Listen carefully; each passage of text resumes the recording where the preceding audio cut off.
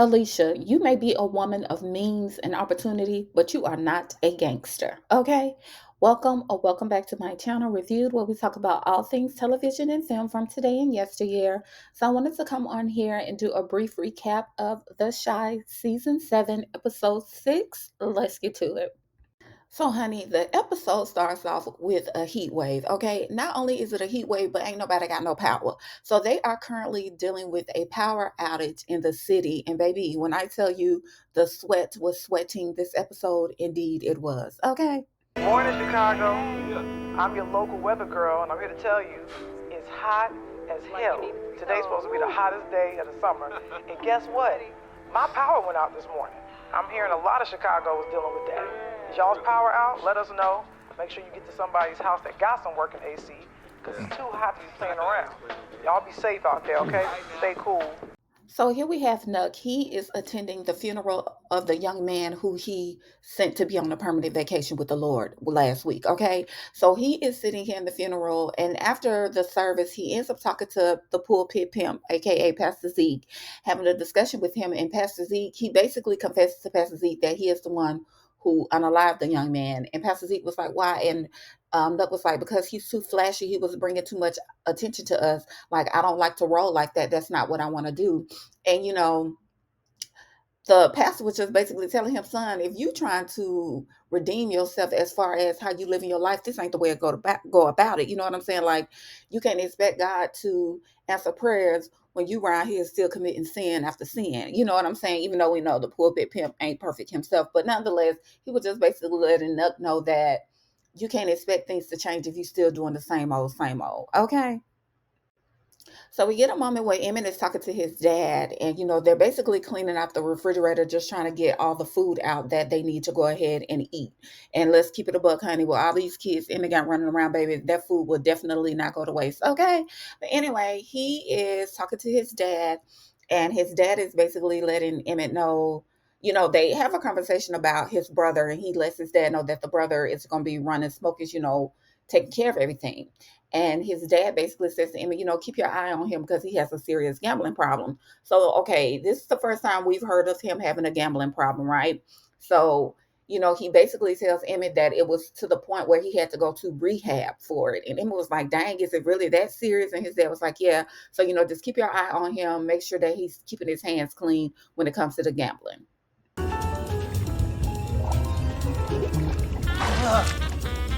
Man, how y'all ain't got no AC? Shit, I don't mind the heat. Lying ass nigga. I'm good. I ain't finna sit up here and die of heat stroke because of your broke ass. You got some money? So, baby, while Shy complaining to Vic about some AC, because, he trying to stay cool, Emmett swings by Smokies. He going to check on business, see how things are going. And it looks like he was getting a deposit ready, like he was getting ready to go drop some money off at the bank or whatnot. And his brother stops him. He was like, Emmett, I need to hold something. And Emmett was like, what you mean? How much you need? And he was like, 3 stacks. And Emmett was like, dang, Negro, like, how much, what you need all this money for? And I think the brother said he owed somebody some money. He trying to settle some debt or whatever. He was like, but I'm good for it. So Emmett was like, all right, I'm gonna let you hold this just one time. So Emmett gives him the money. And I was like, okay, how quick this all happened. Like, Emmett literally just learned today that you have a gambling addiction problem. And here you go asking him, can you hold some money?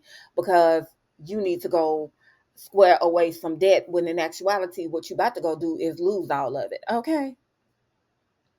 So here we have Emmett's dad, Shad, and Vic just hanging out on the street corner, honey, basically trying to stay cool. They got their cooler with their drinks in it, and they just chopping it up, talking or whatever. And Shad makes a comment like, "Man, this heat ain't no joke, but I love seeing all these fine women in these sundresses, So we got to see a lot of little women walk by or whatnot, and Shad also starts to talk to them about thinking that he's gonna end things with Alicia. And they like, dude, what you mean you gonna end things with her? Like, that woman got more money than you'll ever know what to do with. And like, how you just gonna feel like you're just gonna bounce? He's like, yeah, things just ain't right between us. And besides, the house getting a little too crowded.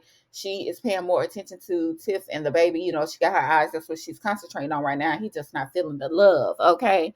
Again, love is not being served. But nonetheless, they are chopping it up. And they also have a conversation about how a lot of women on social media are fake. He was like, man, Emmett Dad was like, man, that's AI. Them women don't be real. You don't know what you getting when you be on social media. He was like, I'm so glad I'm married. I'm so glad my wife got me up out the streets because ain't nothing out here or whatever. So here we have Jamal making deliveries for Smokies.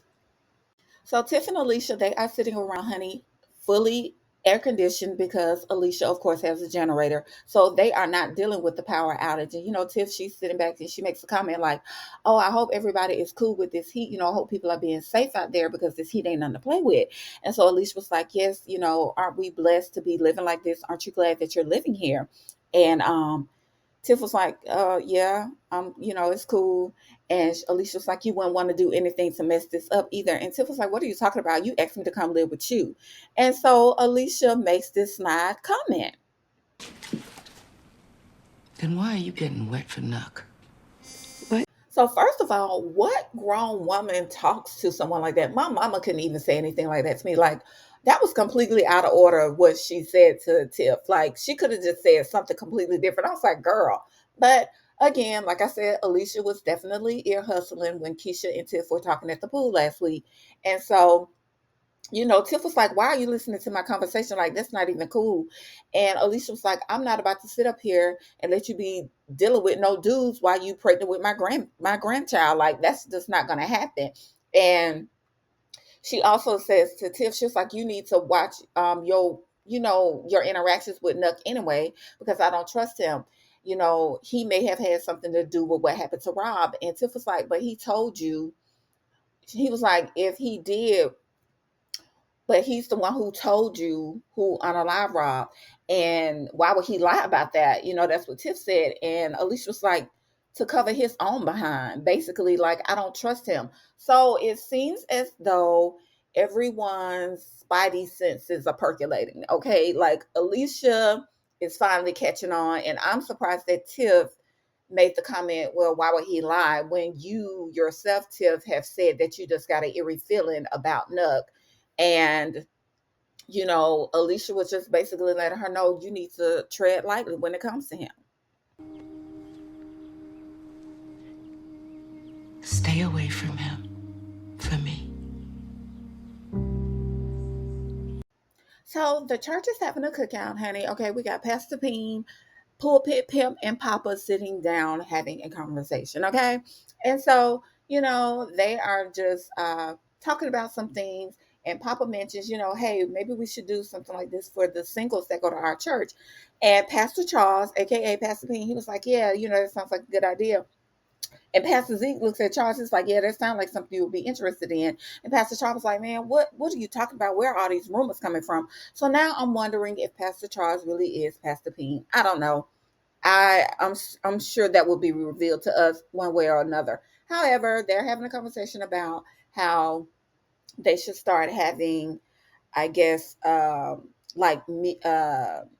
meetings or whatever for singles, for people who are looking for love. Because Papa makes the comment that some people are seeking out God, but you got more people seeking out love than they are God, and that it would just be a good thing for them to I guess involve people in the congregation in who are actually looking for love.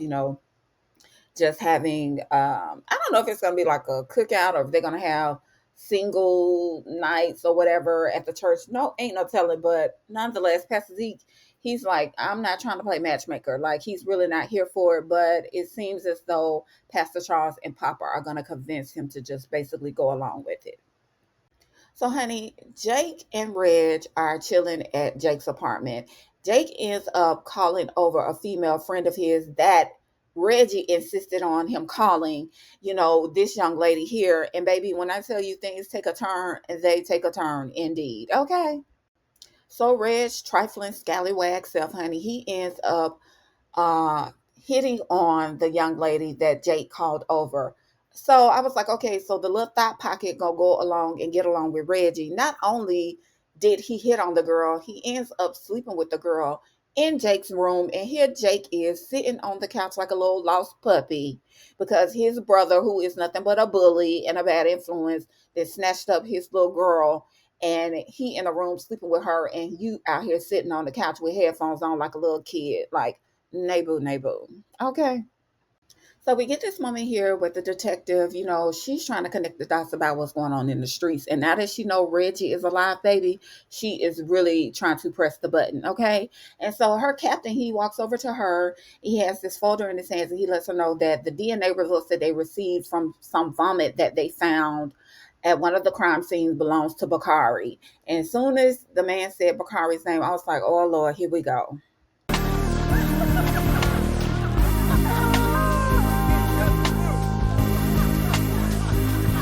So, honey, like I said, baby, everybody is trying to stay cool, okay? Keisha and Emmett, they are at this cookout. And I'm like, it's bad enough y'all out in the Chicago heat, but you can't even walk into the house and cool off because y'all ain't got no power. Nonetheless, they're having a conversation. And, honey, when I tell you Keisha is irritable, she is irritable. She's like, honey, I am good and pregnant and I'm hot. I can be irritable as much as I want to be. But they sit around talking, and one of their kids end up fighting somebody's child at the party. So they got to get up and go break up a fight. Okay. So the detective, she ends up pulling up on Victor while he's, still sitting on the corner chilling with Shad and Emmett's dad. What you want? I want to know where your brother is. What you want with Jake? It's not the brother I'm talking about.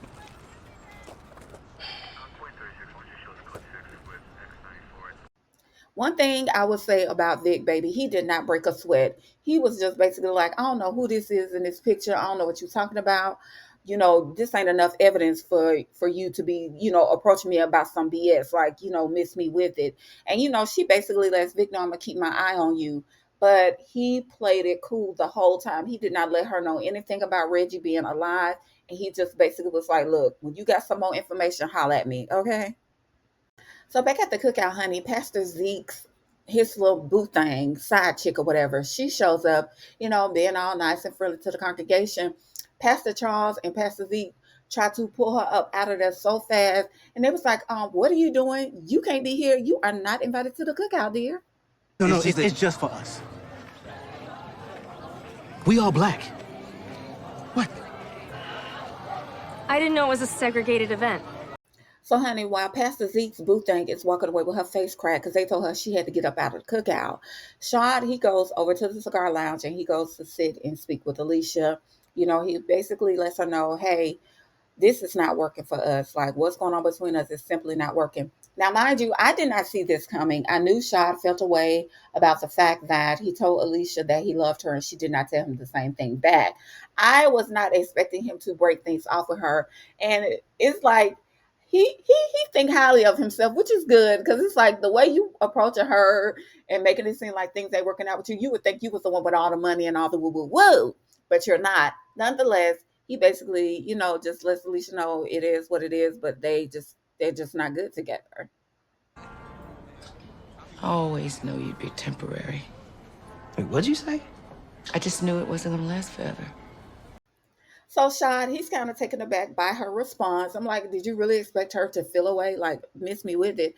But, Alicia just tells him, we're from two different backgrounds. Basically, I guess she's trying to say we don't have much in common. It was fun while it lasted. You're a good guy. And, so Shad is like, so this ain't got nothing to do with Bakari. And, Alicia's like, oh, stop it. You're not jealous. And he was like, no, I'm really not. It's just like, you're a nice guy, Shad, it is what it is. So Shad was like, so can I still be on the payroll? And Alicia was like, yeah, like I need you to protect me. So they are splitting amicably. And of course, he is still going to resume his I got your life duty. Okay.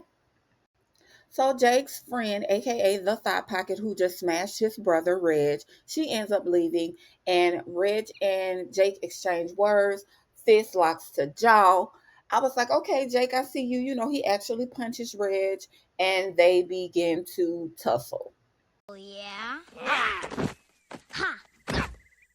Pinja, hey, let me up.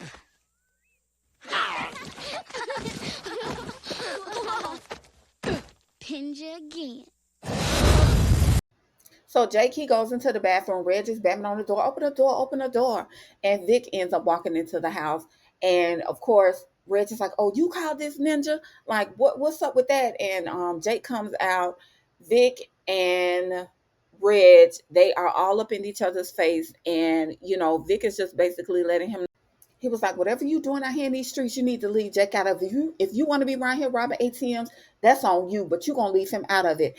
And he basically lets Reg know that the police are looking for him, like they got you on camera. And so Reg was like, oh my bad. Next time we rob one, I'll make sure ain't no cameras there. And Jake was like, and I mean, Vic was like, it ain't gonna be no next time. He was like, I'll unalive you first. Like, dude, I will send you to be with the Grim Reaper. You gonna stop playing with Jake. You gonna stop playing in my face, and you gonna stop playing with Jake.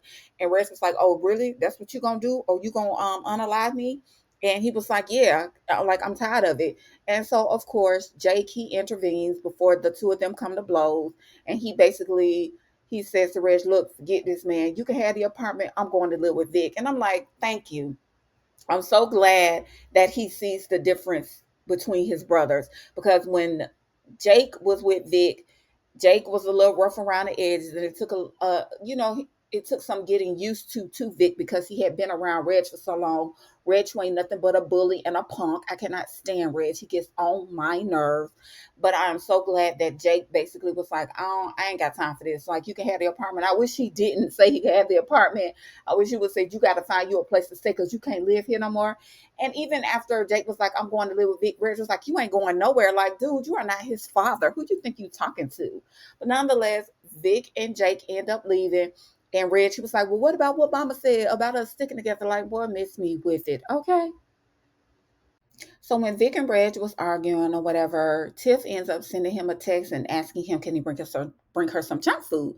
So, Vic goes over there. And after they eat, they're sitting down talking, chopping it up, whatever. And, Tiff says, Alicia won't let me eat stuff like this because she says it's not good for the baby. And so Vic was like, shoot, my mom smoked the whole time she was pregnant with me. And I'm thinking to myself, was it just cigarettes? Because ain't she a crackhead? But anyway, so, they're talking. And, Tiff, she basically just makes a little joke or whatnot about the mushrooms. At least I ain't eat the magic mushroom. I'm still recovering from that. And how was it? It was crazy. What did you see? The old me. So, Vic, he basically lets Tiff know, that the old him, that is just someone he does not want to be again, and that he just wants to escape that as much as he can, you know what I'm saying, to stay away from that particular person that he used to be. You mean a lot to me. You mean a lot to me, too. So, of course, the two of them almost kiss, and they stop themselves. And so Vic, he starts picking up the trash or whatever, like, let me clean this up. And, Tiff is like, no, I got it. You can go ahead and leave. And I'm wondering if she paused with kissing him because maybe what Alicia said to her earlier about, you don't need to be hooking up with nobody while you're pregnant with my son's baby. Granted, I agree with Alicia 100% about that. Like, I know she grown and that's her body. It is what it is. However, like, girl, do you really want to be sleeping with somebody and you got a whole nother man baby in your belly? Like, miss me with it. Okay. So we get this moment, like I said, Jamal, he's been delivering food for Smokies all day where he helps these kids, loosen up a fire hydrant, I guess, so everybody could cool off in the neighborhood, right? And I'm going to be honest, it did not click down what was about to happen with Jamal. Because you know how sometimes when you watch a show for a long time and you notice how certain characters, they're on the show, but we don't get a lot from them.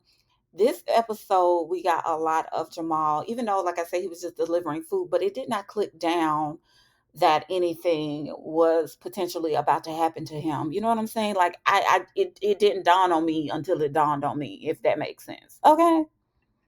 So here we have Emmett's brother and Hannibal. They are playing cards or whatever, and they were winning. They actually won. And of course, Emmett's brother had to open his big mouth, being the nerd that he is. Like, it's nothing wrong with being a nerd, dear. Okay. But anyway, so the guy, he was like, he wanted to put, like, I think it was like $11,000 or $12,000 they ended up betting. Nonetheless, the doggone fool lost the money. So Emmett's brother lost all the money, and he is like, Emmett is going to have a fit when he finds out that I lost all this money. And not only did he lose all the money, he lost the money that also belonged to Hannibal, because Hannibal was like, dude, we're not trying to do no all or nothing. Like, half of that money belongs to me. All that money is not yours. But I guess this is just showing how his gambling addiction, how severe it is, I guess. And honey, he ends up losing all the money. Okay. So the detective, she ends up running up on Bakari, and they're having a conversation, and she's basically fishing for information. She also says to Bakari, we found your DNA and some vomit that was over at the crime scene where Rob's body was found, over in that area. And Bakari's like, okay, so that ain't got nothing to do with me. I wasn't over there. And, the detective also questions him about Lene, about some incident that happened in a car or whatnot. But she does let Bakari know. She said, I don't think that you did it. I don't think you did had anything to do with Rob, but I think that you know who did. And, she starts asking him a couple of questions about Reggie as well. And in this moment, I'm thinking to myself now, Bakari does know enough that could implicate him, you know what I'm saying, when it comes to the whole situation with Rob, because he is tied to Nuck. But for me, in this moment, I'm like, I don't think that the detective is the person that Bakari has to worry about. I think Alicia may potentially be Bakari's problem. So after he, has a run-in with the officer, he goes and tells Alicia that, hey, the popo ran up on me asking me questions about Rob and the person that unalived him. What about him? She asked me if Reg killed him. Who? Jake's brother. Victor? Nah, he got another brother. Everybody thought he was dead, but he's not. So, of course, Bakari, after he tells Alicia about Reg, Alicia's like, so do you know him? Is he known to be running around here unaliving people? And Bakari's like, yeah, like that's what he do. And now I'm like, see, Bakari, you are really playing in Alicia's face. Granted, Alicia is one of those people, she makes emotional decisions. Of course, she's a woman. Of course, she just lost her son. So a lot of it does make sense, but it's just like, Bakari, why are you doing this? She already told you, Alicia said to her, if I look out for you, you owe me your life. Like, she gave you a scholarship. She's making sure, that you are succeeding and successful. She was like, she's proud of you. She is investing time and emotions in you, and you are playing in her face like Reggie is not the one that sent Rob to be with the Grim Reaper. Like, oh my gosh, I really do not like this at all. I don't like it. And we see how she makes permanent decisions based off temporary feelings, okay? And I just got a feeling that Bakari may potentially be a victim of that. And oh man, I don't like it. I don't like it at all. Like, oh, I don't know, because he's Professor Gardner. He looks out for Bakari. It's almost like they have not necessarily a father-son dynamic, but you could tell that he cares about Bakari. And now you got Alicia caring about Bakari, and it's like, he's trying to throw you off of Nuck's trail, because ultimately it will probably lead back to him. You know what I'm saying? Like, I don't like this at all. Anyway, Alicia asks Bakari, does he know where Reggie lives? And Bakari's like, yeah, I can give you his address. So y'all, this is when it clicked down for me that something was about to happen to Jamal. Okay, like even throughout the episode, as much as we saw him throughout the episode, this is when I was like, okay, something about to happen. And we get to see him on the phone. He's talking to Dawn, his wife, just basically letting her know that he's done. He got one more order to deliver. Make sure you're not asleep when I get home. All the little cute little talk that folks do with their boo things, their husband, their wife, whatever.